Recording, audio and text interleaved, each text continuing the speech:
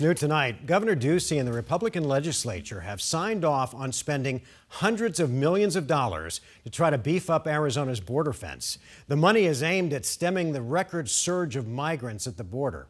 But Team 12's Bram Resnick reports that there is no information on where the money would be spent.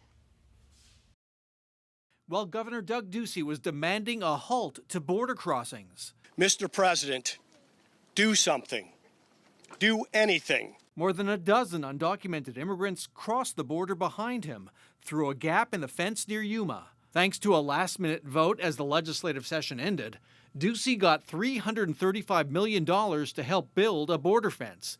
That's 6 times the amount the Border Security Fund got last year.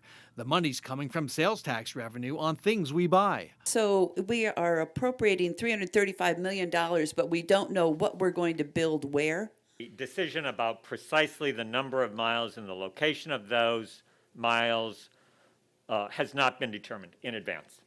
That was one of the state's independent budget analysts briefing Democratic lawmakers on the fence funding. The new law leaves border fence decisions up to the state's emergency management agency. The money can also be used for other border-related purposes. If we are to advance liberty and justice, we need to secure our border and fix the immigration system.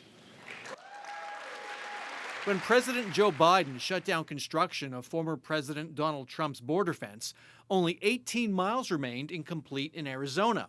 But it's unclear what's left for the state to do. So there are real gaps in the state of Arizona. The U.S. Department of Homeland Security says it'll do more work on the fence, like closing small gaps and completing drainage projects to prevent flooding. Homeland Security Secretary Alejandro Mayorkas said in late May that a small gap in the Yuma sector fence would be closed. DHS hasn't said whether it's the gap that was behind the governor. In Phoenix, Bram Resnick, 12 News.